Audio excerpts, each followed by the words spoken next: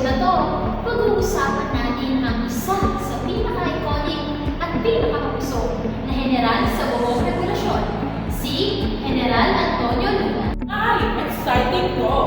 Kasi ito yung taong matalino at tapang, pero minsan mas mainit pa sa kape ni tatay.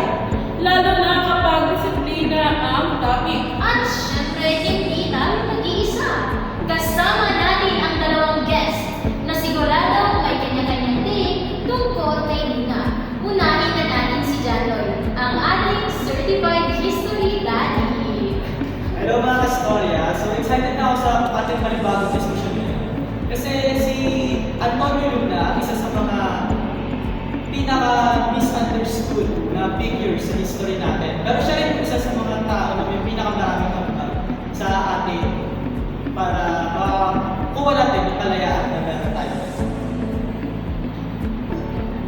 At syempre, ang guest na siguradong may banat sa bawat linya, ang ating historian, by Chismis, Wesley.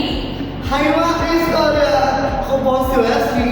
Ready na himayin kung bakit si General Luna hindi lang basta bayani, kundi politics na may Indian issues, pero may dahilan. Ngayon, simulan natin sa simula. Sino nga ba talaga si General Luna? Sino siya bago siya makilala? Bilang general na kinatatakutan na. Si General Luna ay pinanganak noong October 29, 1866. At galing siya sa isang walong family, pero hindi naman siya sport. Hindi siya sport. Lumaki siya na, kumbaga, bata pa lang, meron na siyang, matalino na siya, meron siyang disiplina.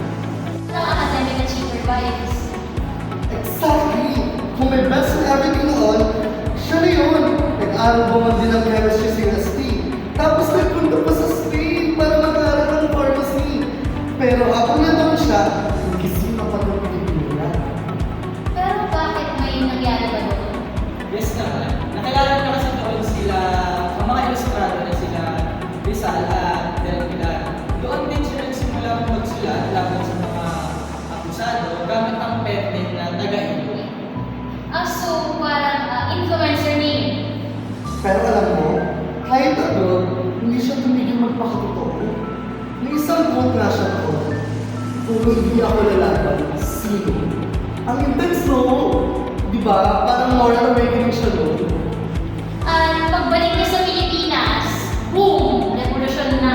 Ayun, tama. So, sumali siya sa Katipunan Army at dahil matalino nga siya yung umangat siya dahil sa paggawa niya ng mga strategiya. At hanggang sa naging general na siya.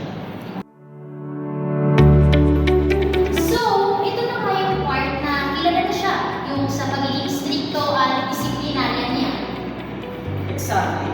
Si Luna kasi, stricto talaga siya. Kasi gusto niya i-level up yung army ng Pilipinas. Gusto niya makasabay tayo sa mga, di ba? Para hindi tayo masakit. Saka sa sobrang strict niya at disiplinado sa mga, ano niya, mga under niya is, parang marami may galit din sa kanya. Tapos, ayun, ang pinakaano niya is, bawal kang pasabay, bawal ka aatras, bawal ang pahihiro kung wala siyang plan. Literal, nanlukuhan ng 600, sabi nga niya. Nagkwento nga sa isang sundalo, liit lang ng ilang minutes formation, pinapamadali pa ng 10 kilometro. Pero may dahilan siya. Sabi nga niya, isa sa mga pinakasikat ng quote is, ang pag-ibig sa bayan ay hindi puro salita. Dapat may kubaan disiplina. Umusbong, besh. Pero imagine mo rin, kung ikaw yung private na lead lang sa traffic, tapos biglang sinigawan ni Luna, anong traffic? Disiplina ang una ng kalayaan! Girl, ako siguro iiyak na lang ako sa sobrang kaba. Pero kasi nga naman, gets ko rin siya sa flow, di ba? Kasi kung gusto mong manalo sa isang digmaan, kailangan order, hindi lang yung puro tama. Exactly.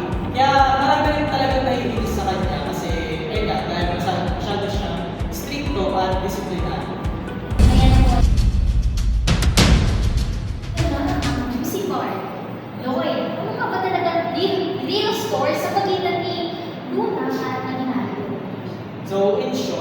clash of leadership siya. Kasi si Luna, gusto niya yung centralized, disciplined command. Si Aguinaldo naman, gusto niya autonomy at regional generals. At isa pa dito is, si General Luna, gusto niya ipaglaban yung Pilipinas laban sa mga Amerikano. Si Aguinaldo, gusto niya makipag-usap sa mga Amerikano kasi nagtitiwala siya sa mga ito na bibigyan tayo ng palayaan. So, parang ang corporate drama na ang ganun, no? CEO versus COO. Yes, pero mas malakas. Kasi si Luna, walang pareho ang bibig, nakakaloka. Sinasabi niya na kahit kanino ang mali, kahit kaya ginagawa mismo. Parang yun ba yung sa linya na negosyo o kalayaan, bayan o sarili? Exactly. Alam niyo, sobrang iconic talaga kasi tinamahan yung mga politiko inuuna yung power over purpose. Inuuna yung sarili nila. Pero imagine mo, may meeting tapos biglang may ganun kang bala. Ano, baka tumigil ako sa kakape ng kakape na. Pero seryoso kasi makikita naman din natin na may pride din sila. Pero hindi siya, ang problema, marami kasi naiingit at takot kay Luna at that time dahil sa kanyang pamumuno. At takot, kaya noong June 5, 1899, tinawag siya sa kabanatuan para sa meeting daw. Pagdating niya, ayun, set up pala. Oh no. Tapos ayun, the betrayal is shaken. Sabi nga niya bago siya pinatay, mga mga traidor sa bayan. Grabe, gets ko sakit. Pinatay siya ng kapwa natin Pilipino. Parang metaphor ng society natin ngayon. Sinasabi nga nila na kung sino pa yung kababayan mo, siya pa rin manginila sa iyong kababa. Ayun, tama. Kasi wala talagang nanagot sa pagpatay sa kanya. And it was, tinatawag itong isang political word. Isa sa pinakamalaking tanong, totoo ba? Si Aguinaldo ang may utos. Kasi yan sa pinaka-tinuturo nilang suspect sa pagpatay. Pero wala kasi tayong solid evidence na magbibigay at saka, ayun, Hindi siya talagang may gawa. Oo, siya talaga. Kasi si Luna masakit. Hindi siya marunong makisama sa mga kurap. Alam mo yung sinasabi nila mo, ang pinakamalaking kasalanan sa bayan ay ang managing sa harap ng mundo. Boom! Bye-bye! That's so real. So, parang tingabot pa rin hanggang ngayon sa mga opisina, sa politika at sa lahat. Exactly. Kaya matatawag natin na si Luna ay ang head-of-state. And kung lahat ng probabilidad natin noon ay mag-a-apply na Luna, siguro hindi na tayo masasama kahit sila. Pati nga mga Amerikano, mata sa kanya. Yung nagsabi rin ng general, if all Filipino soldiers were like Luna, this war would have lasted longer. Hindi siya ka-effective kaya din sa kanyang mga tao, diba?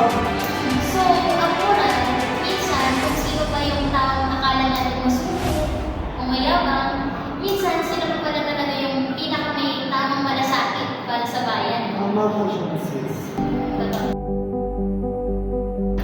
Ngayon, pag-usapan natin kung bakit relevant pa rin si Luna hanggang ngayon. Because he embodied discipline and integrity and the nationalism within the Philippines at that time. Yung time na sinasaka pa tayo ng iba't ibang bansa. Pero syempre, hindi naman perfecto si Luna. May mga nagagawa rin siyang mali because, ay nga, not everyone is perfect. Pero despite that, marami pa rin siyang naambag sa atin. Hanggang na makikita natin na gawin, which is yung kalayaan na natin. May gusto nga akong itutuloy. Sinabi niya noon na duwag ang sino mang lumalaban sa sariling bayan. Ang sakit mong isipin, pero totoo nga naman sa kabilang mundo. At saka love ko si Luna. Love ko siya kasi marunong siya in a passionate way. He loved his country like he loved your crush.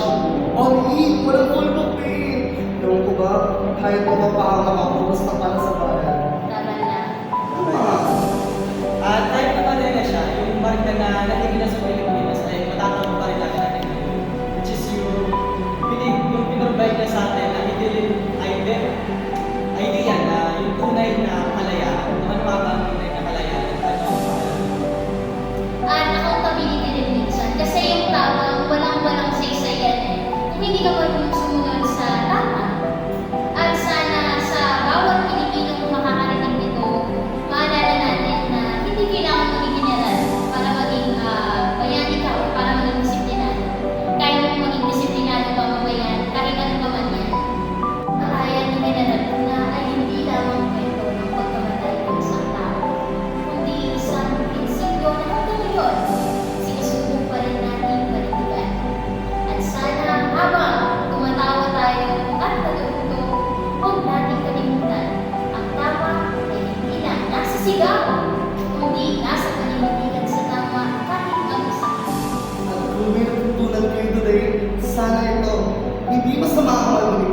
ko. Basta mainit din ang puso ko para magsigi sa bayan.